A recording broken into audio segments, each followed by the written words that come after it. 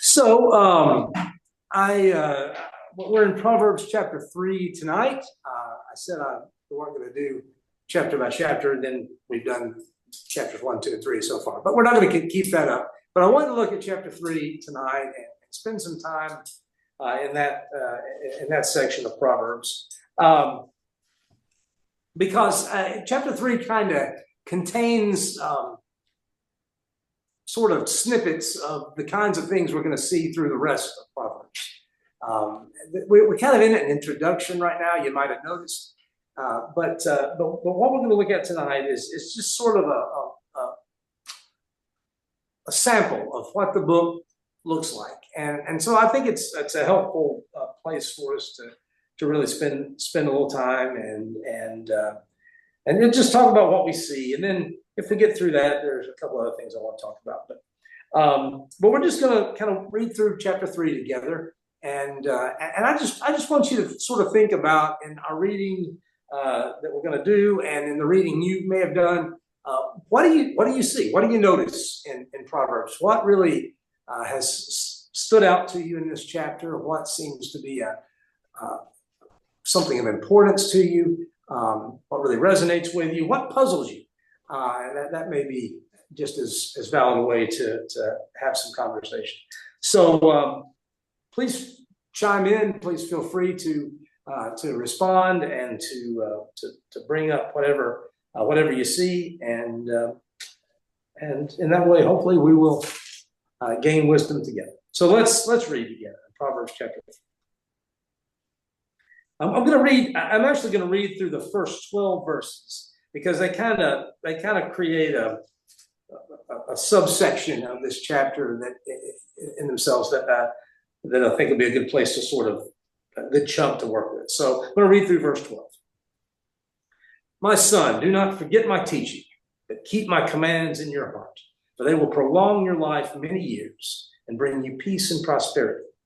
Let love and faithfulness never leave you. Bind them around your neck. Write them on the tablet of your heart. Then you'll win favor and a good name in the sight of God and man. Trust in the Lord with all your heart, and lean not on your own understanding. In all your ways submit to him, and he will make your paths straight. Do not be wise in your own eyes. Fear the Lord and shun evil. This will bring health to your body and nourishment to your bones. Honor the Lord with your wealth, with the first fruits of all your crops. Then your barns will be filled to overflowing, and your vats will brim over with new wine. My son, do not despise the Lord's discipline, and do not resent his rebuke, because the Lord disciplines those he loves, as a father the son he delights in. So in that first chunk of chapter 3, what do you notice? What do you see here?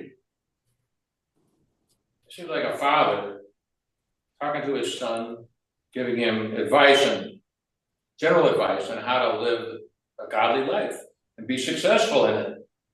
And that's basically what Proverbs is all about. Yeah. Like you said, it's a capsule of the rest of the book. It is very familial, right? It's family sort of language. My son, listen to me, and don't forget my teaching. We want that with our kids, right? We want to be able to say things that will help them in life, that will help them to succeed and to successfully not fall off the road. Not fall off the road, right? So that's what every parent throughout history, every good parent throughout history has wanted for their children, and probably even some bad ones wanted that too. That we want them to be successful. We want them to have a life that in which they are godly people, righteous people, but also just healthy and happy people. We kind of want all that for our kids, and so it's very relatable to me to start the chapter that way. It's this is what my parents wanted for me. This is what I want for my son. This is what every parent ever always wants is a long, happy, successful life for their children, and that's what the Proverbs claim. if we will listen, they will, the wisdom that they teach will, verse 2, prolong your life many years and bring you peace and prosperity.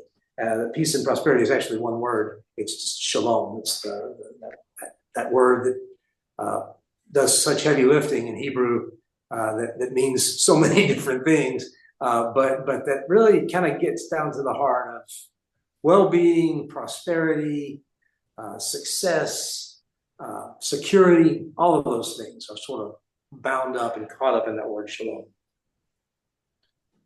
So this will bring health to your body. Yeah, that's kind of the thing. You want your children to be healthy. Yeah. You know, they're not going to have a full baked life if they have a lot of bad health and stuff like that. They're not going to be productive and things. But he's saying that these teachings will help you to be healthy. Okay. I guess not just spiritually, but I think physically too. I mean, there's some interesting claims here, right? Ones that you can even sort of push back on at times. But yeah, the claims are they'll prolong your life, they'll bring you peace and prosperity, they'll win you favor and a good name. God will make your paths straight. They'll bring health to your body and nourishment to your bones if you fear the Lord and shun evil. And prosperity if you honor the Lord with your wealth, right? What do you think about those claims? What do you think about that?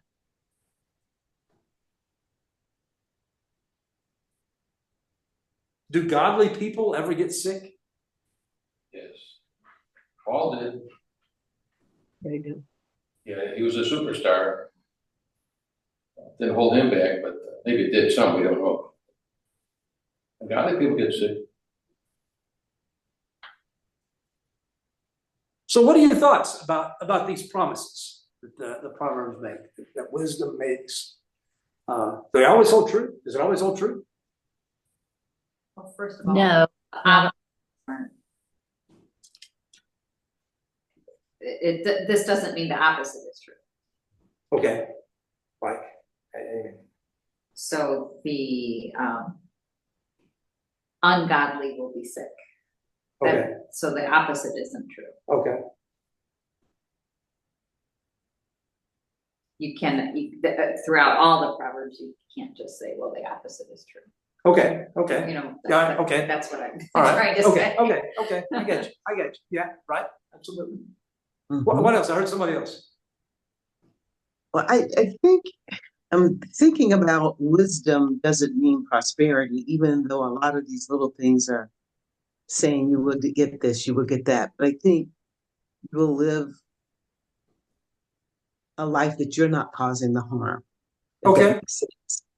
That it happens because life happens, but my free will, my choice is towards trying to trust in the Lord and lean not to my own understanding and following the teachings of your father or your mother.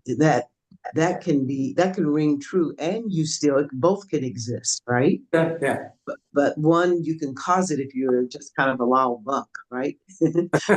Yeah. And the other, it happens to you.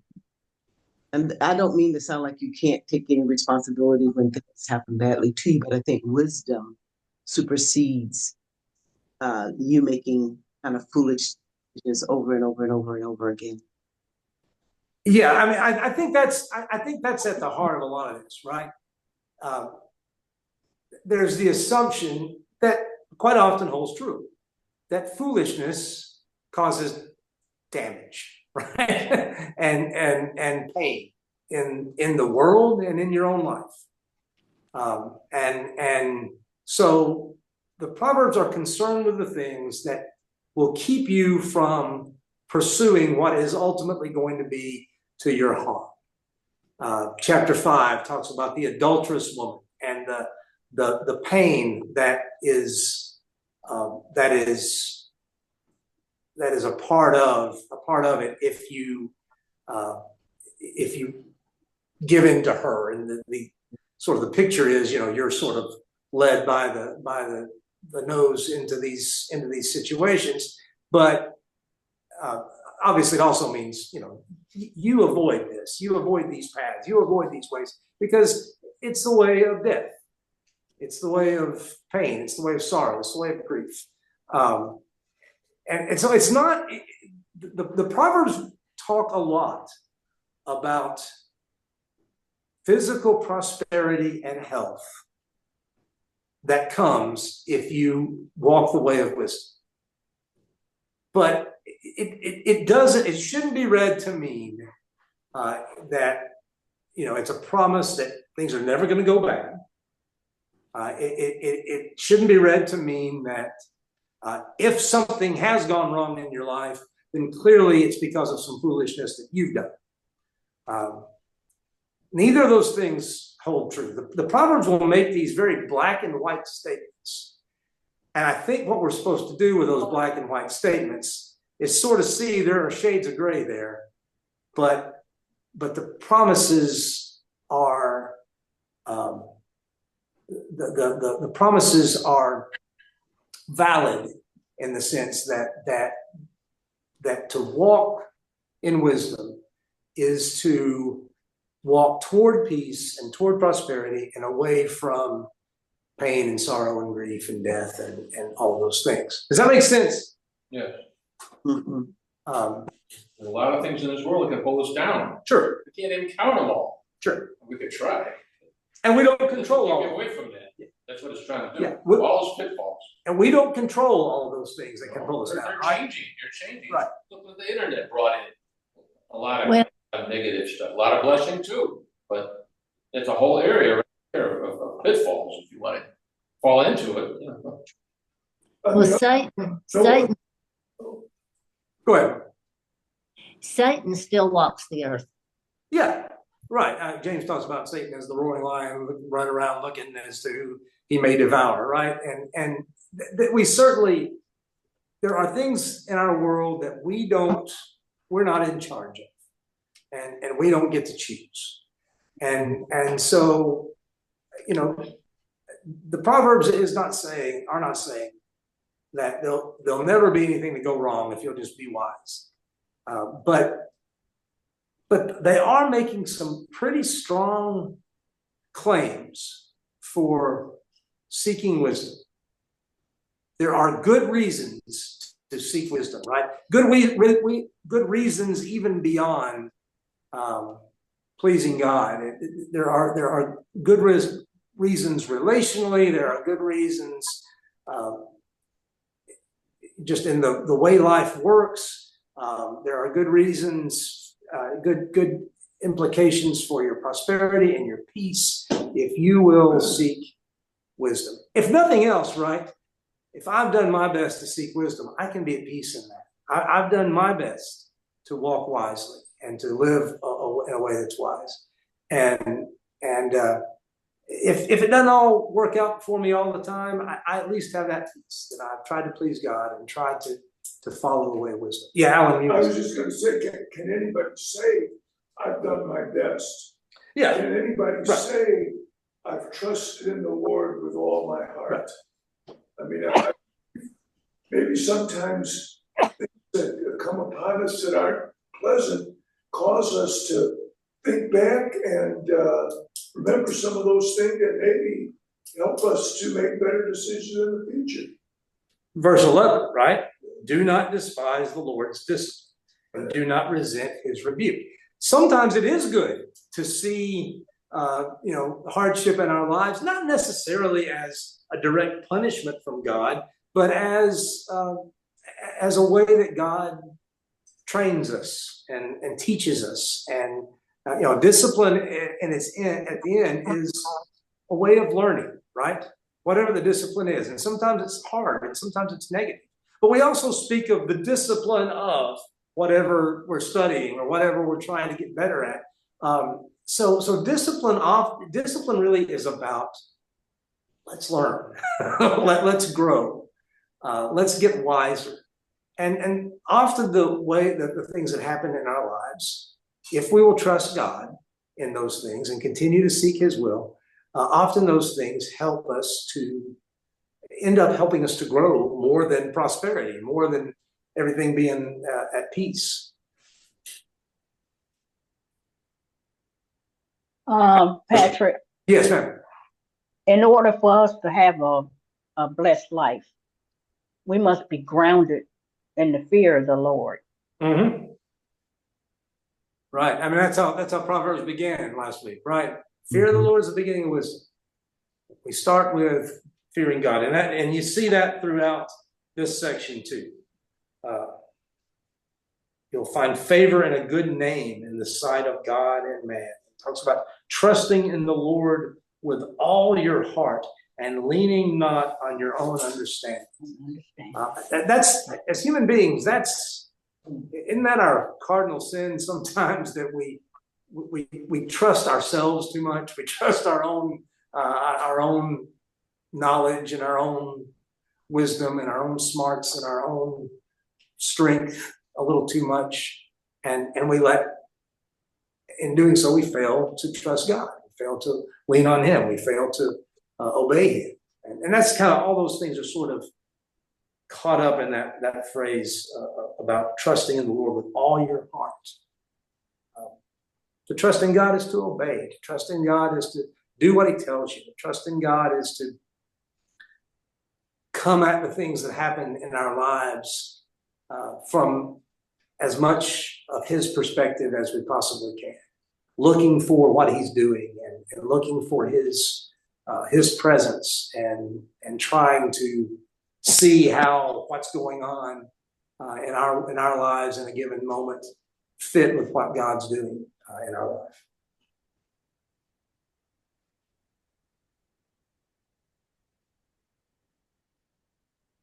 I think a lot of times we look at the Proverbs incorrectly as a recipe. Mm-hmm. You know, you have your sugar and your eggs and your flour, you mix it together, you get a cake.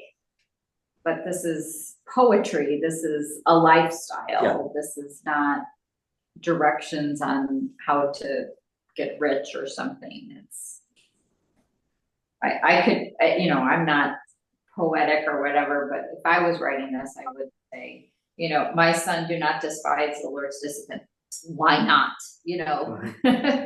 Blessed are those who find wisdom. Why not? Yeah. Why not do these things instead of having, do A, B, and C to get your cake. Right. Yeah. It's not, step one, do this, step two, do this, step three, do this. Here's the outcome. It is poetry, as you said, and we sometimes don't think of that, but the Proverbs are poetry. And sometimes we don't really read them that way. You read a poem differently than you read an instruction manual, right? And so the Proverbs are to be read like poetry, and we're supposed to understand them that way.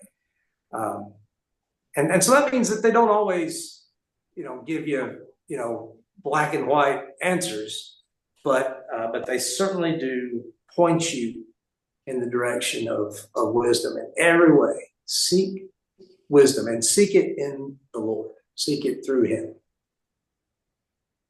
As you're saying that, it makes me think, Laura was saying that, poetry makes you reflect, right? Yeah.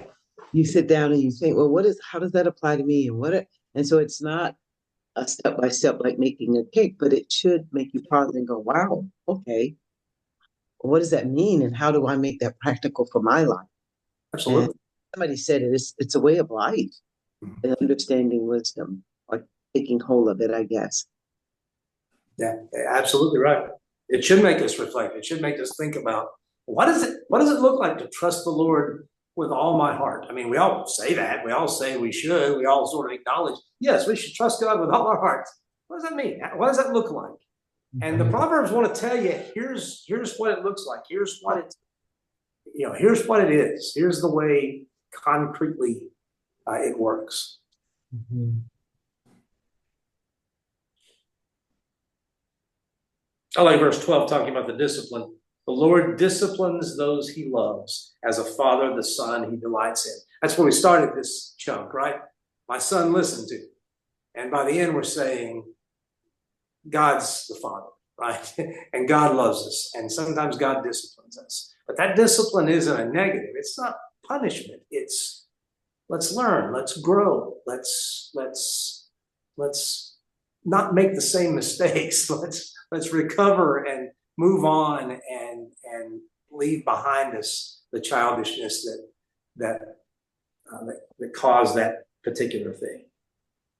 Hopefully we're wise enough to see when God disciplines us, it's really like a character building. Yeah. Say character building days, right? When Noah's 3 feet high, we all do some growing on a day like that. If you go out and blaze some trails, they don't have a heart attack. I've been through a few of those, and I can honestly say they have grown me physically and in other ways. So I don't know. I think that's how. Hopefully we can see it that way. Hardship of whatever kind, whether we caused it or not, hardship of whatever kind is often the best learning situation we can be in. And God won't let us be trampled under by it. And to continue to seek Him and to search for wisdom in whatever situation we're in is to find that path that we're talking about.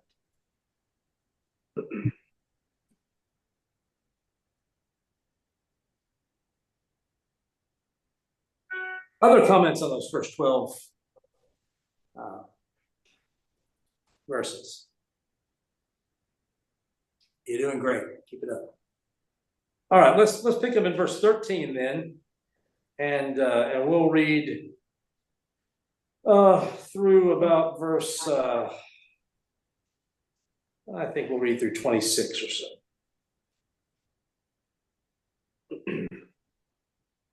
Blessed are those who find wisdom, those who gain understanding, for she is more profitable than silver and yields better returns than gold. She's more precious than rubies. Nothing you desire can compare with her. Long life is in her right hand. In her left hand are riches and honor. Her ways are pleasant ways, and all her paths are peace. She's a tree of life to those who take hold of her.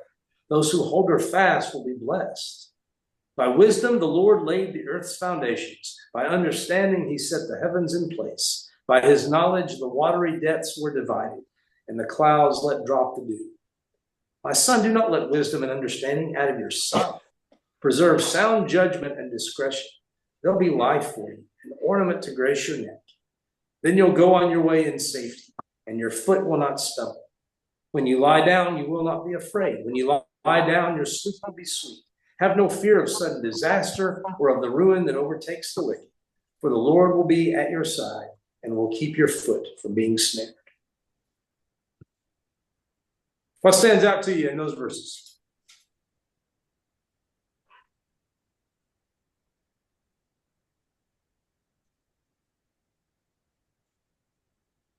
Starts with a beatitude. We looked at the Beatitudes, Matthew, the Sermon on the Mount, back in the summer. Blessed are those who find wisdom, those who gain understanding. That blessedness that we talked about back then, it applies to those who find wisdom and gain understanding in parallel ways of saying the same thing. What else jumps out at you about this section?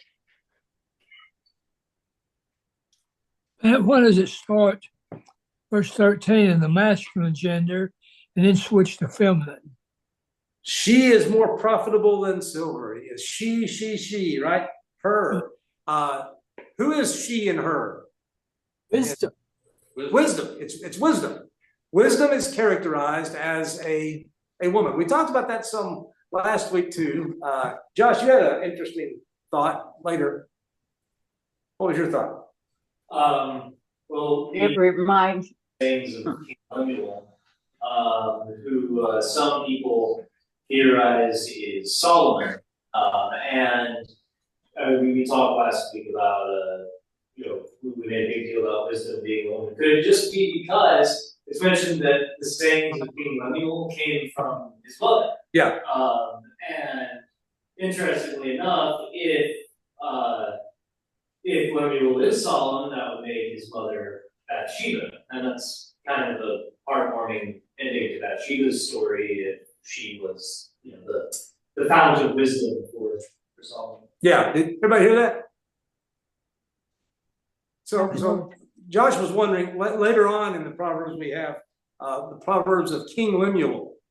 Some people think King Lemuel is another name for Solomon, and otherwise we don't really know who King Lemuel is. But they are the Proverbs that he records are said to come from his mother.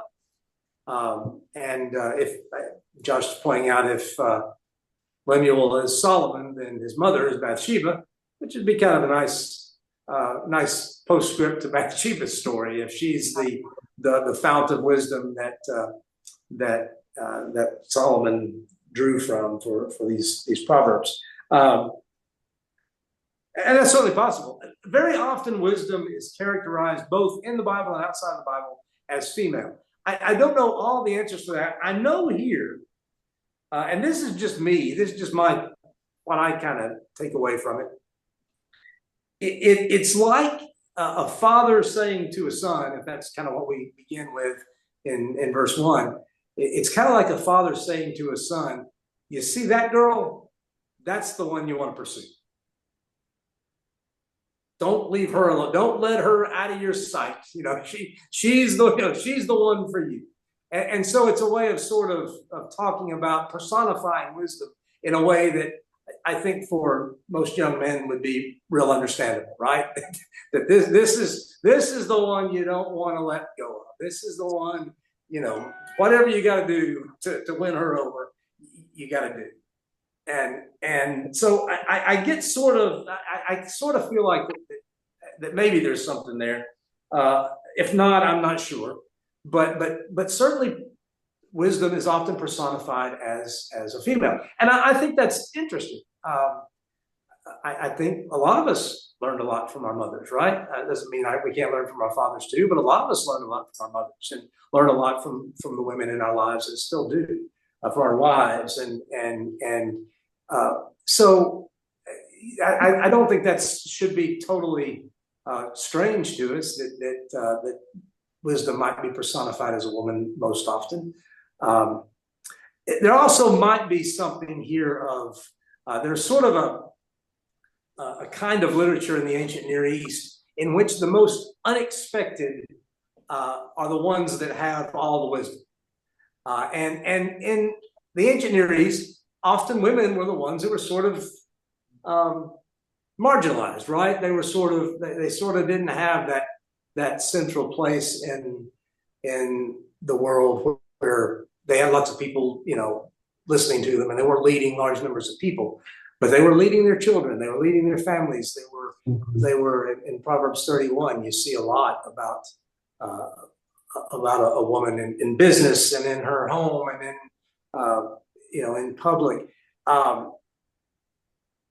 So it's possible that one of the reasons we have wisdom personified as a woman is because it catches us by surprise a little bit. It's not King Solomon who's, and that's interesting, isn't it? King Solomon could have written this as though, he's the fount of all this wisdom. But what he does is call us continually to the Lord and to this personified wisdom, personified as a woman. So take your pick. Could be any of those things, I think. But I think it should, it should help us in the way we view women and the way we see our world to see that the Proverbs are, the wisdom is often personified as a woman. But it makes me think of Proverbs 31, right? Yeah, exactly. Yeah. Yeah, which we'll look at later on in some detail. Patrick. Yes, ma'am. I just wanted to say it reminds me of the virtuous woman.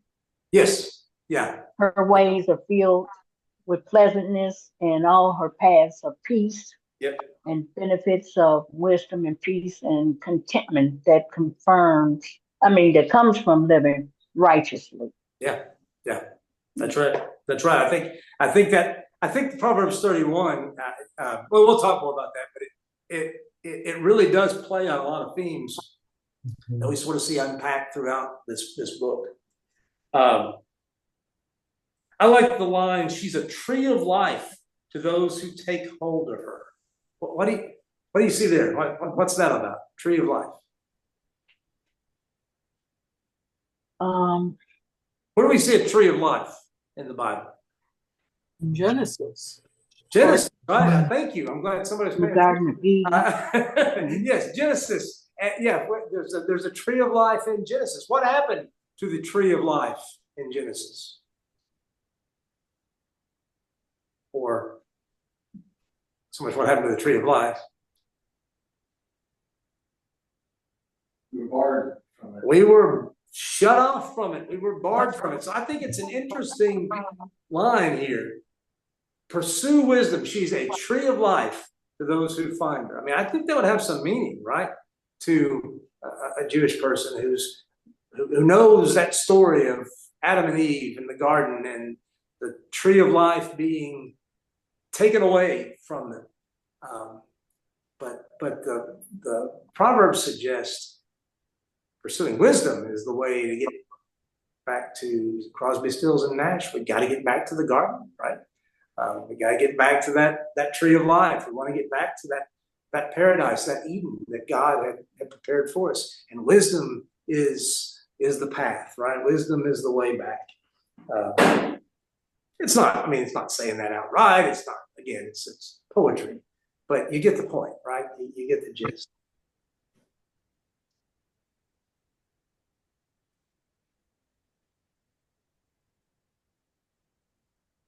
I like the language. She's more profitable than silver, yields better returns than gold, is more precious than rubies. Nothing you desire can compare with her. I believe we sing that, don't we? And we sing it of Jesus, but often Jesus and wisdom are kind of conflated.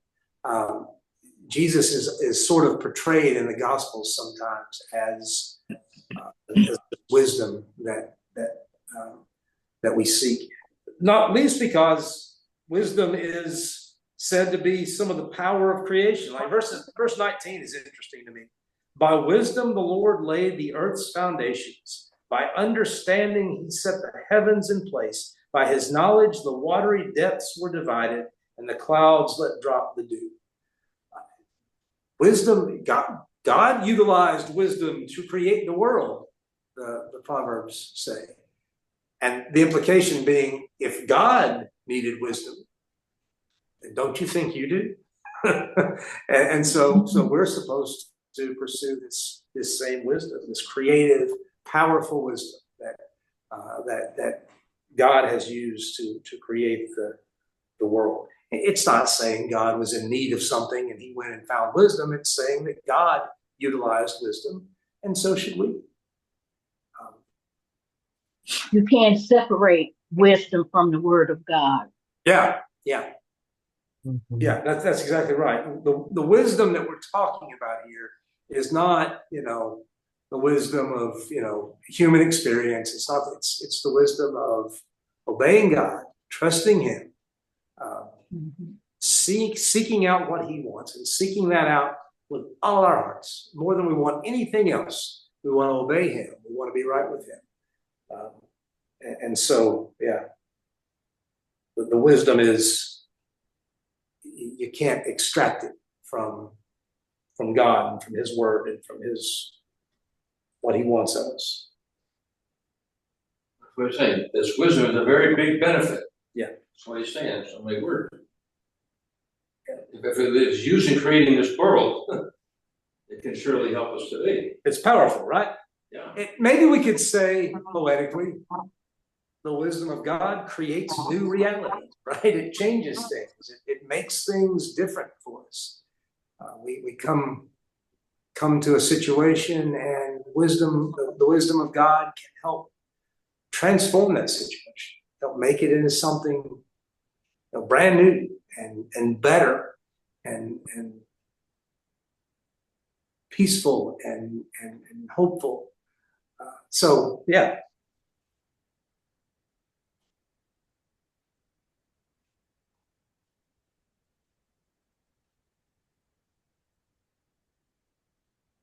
Verse 21, there's some synonyms: wisdom, understanding, sound judgment, and discretion.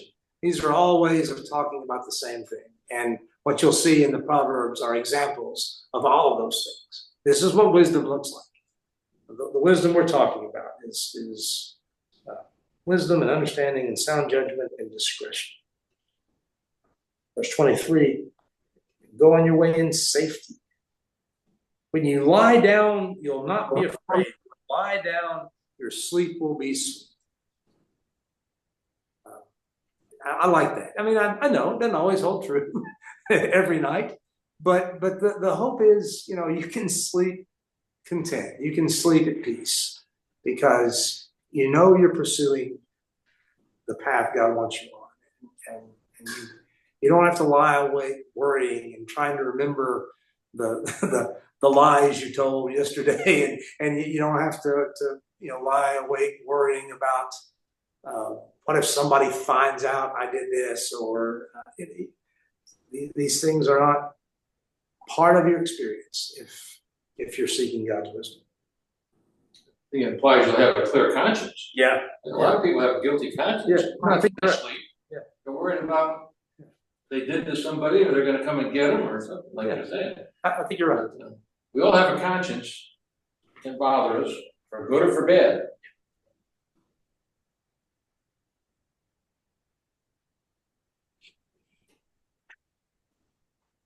Other thoughts from that chunk of the chapter? It's just more about, right, the value of this way of life that we're talking about. And that's not to be underestimated. And everything you want, everything as a human being you're looking for, you can find on this path. Everything good, everything positive that you're looking for, you can find on this path. So, yeah. Don't let her out of your sight.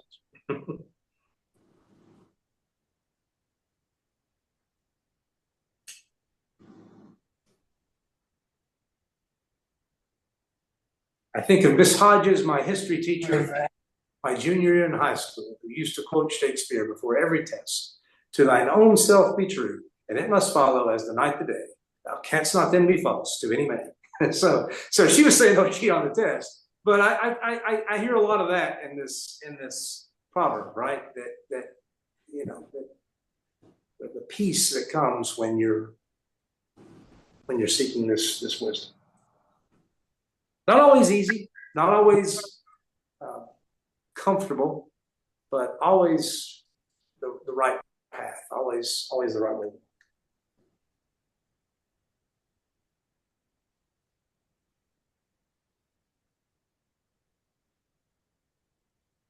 All right, then let's pick up in verse 27, sorry.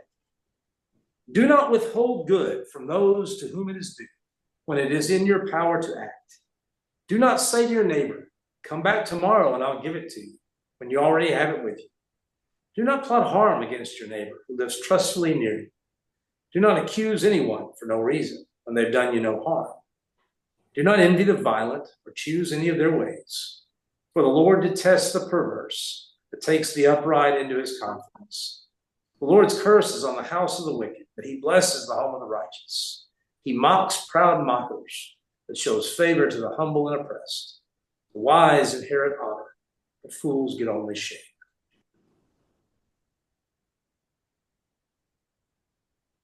What do you notice there? And you're to treat all people fairly. Okay. Like you want to be treated. All right. It's our Christian duty.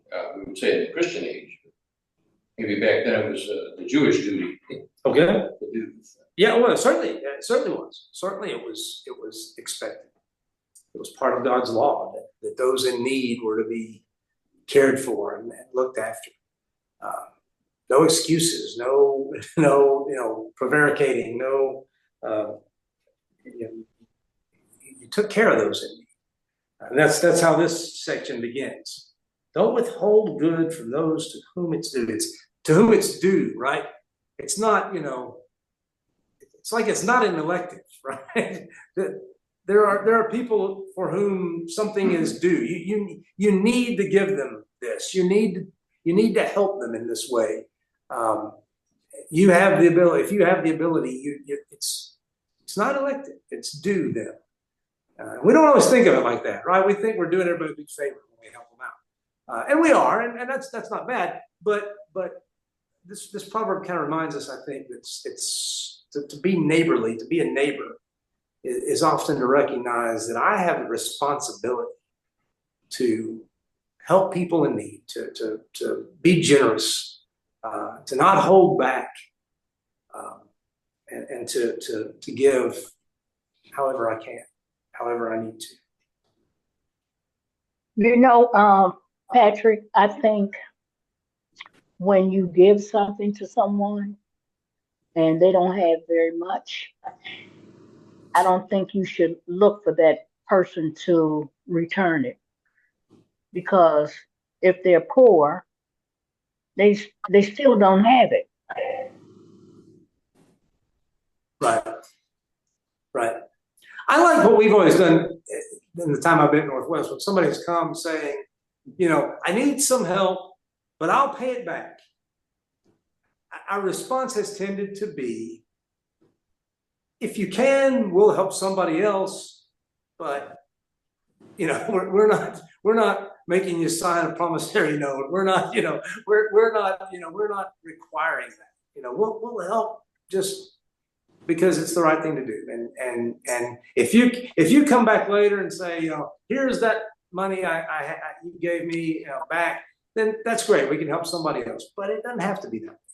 And so anyway, I remember Daryl always saying.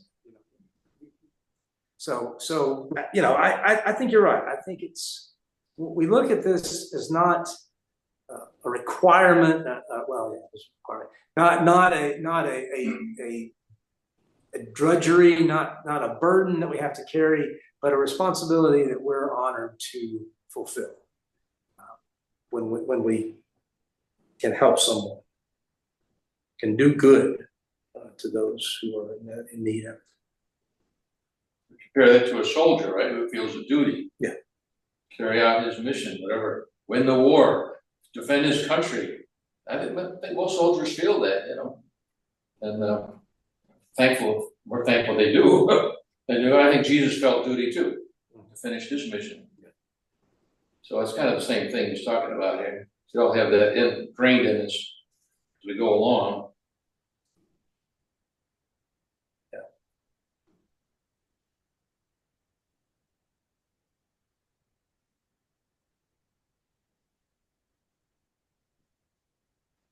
I like the reference to your neighbor who lives trustfully near you. Mm-hmm. I get from that sort of we live in a society, right? We live in a community, and we depend on one another in different ways.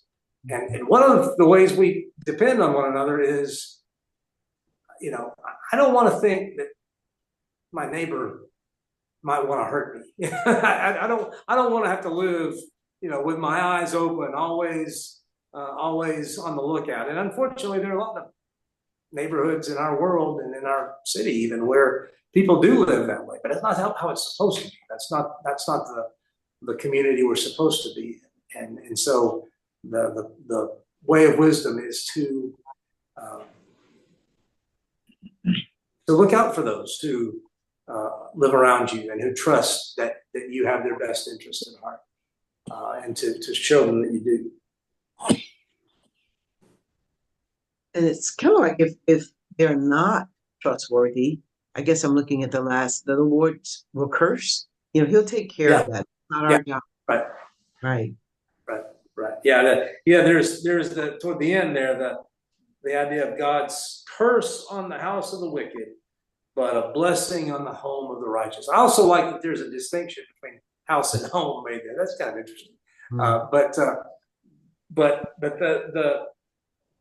the idea of those who are wicked, and wickedness is not, I yelled at my neighbor last week and I shouldn't have. That's not wickedness. Wickedness is the kind of stuff we're talking about here. This desire, this sense that I'm going to get what I want at the expense of all those around me.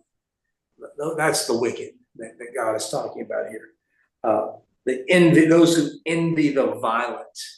And why would you envy the violent? What? I mean, that seems like an odd statement. Why would somebody envy the violent? I think I think we're seeing a little of that in our world today because it seems powerful. It seems um, like they're in charge, and this whole macho thing that's going on. And so you can, I've got this made, it's of course a false thing to hold on to because it's not lasting. Yeah. But for people, certainly probably for all of us at time, there probably have been times for every one of us where, at least sure like to take a stick to somebody, but there's this sort of recognition that the violent can get what they want, they can go get what they think they want, and it's a tough life, and there's always a bigger stick, but you can still you can go and get what you want. And wisdom here is cautioning us: don't you go down that path where you're starting to think, that looks pretty good. That seems like the way to live. But God detests the perverse. That's what we're talking about. But He takes the upright into His confidence. It's, by the way, a really neat translation of that line, and I just love that God takes us into His confidence. I think about Jesus saying to His disciples, "You're my friends because I've told you what I want, and I've told you, I've shared with you, I've shared confidences with you, I've shared my life with you." Jesus is their friends, and God takes us into His confidence. I just like that a lot. If we're upright, upright means you're walking the way, you're walking the path. You're not cheating, you're not scheming.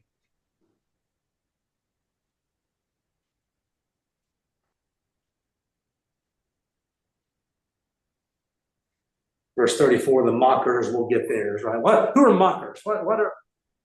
What's somebody who's a mocker? What does that mean? Fool. Like foolish. Okay. But more specifically, what's a mocker?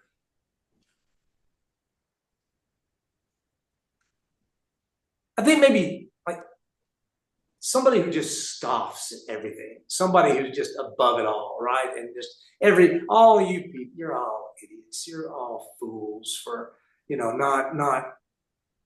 not seeking the way of life I'm seeking, and not doing things the way I do them, and not seeking power and strength, and that's a mocker, right? The bully at school who makes fun of the little kid because the little kid can't really defend himself. They get theirs, but He shows favor to the humble and the oppressed. That's an important verse theologically for all of Scripture, right? God mocks mockers and shows favor to the humble and the oppressed. Why are we supposed to look out for the widows and the orphans, right? Because God does.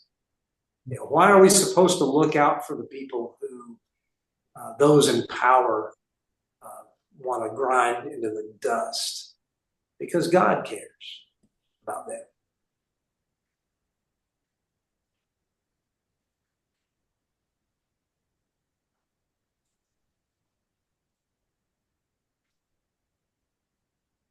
All right, we got 2 minutes. Anybody got anything profound to say in 2 minutes?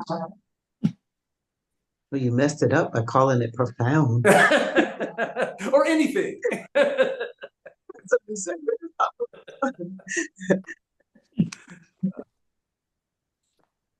appreciate all your great insights and your great thoughts. I really enjoy getting to just kind of go through and hear what you have to say about these texts and think about them together, because I think that's where we find wisdom.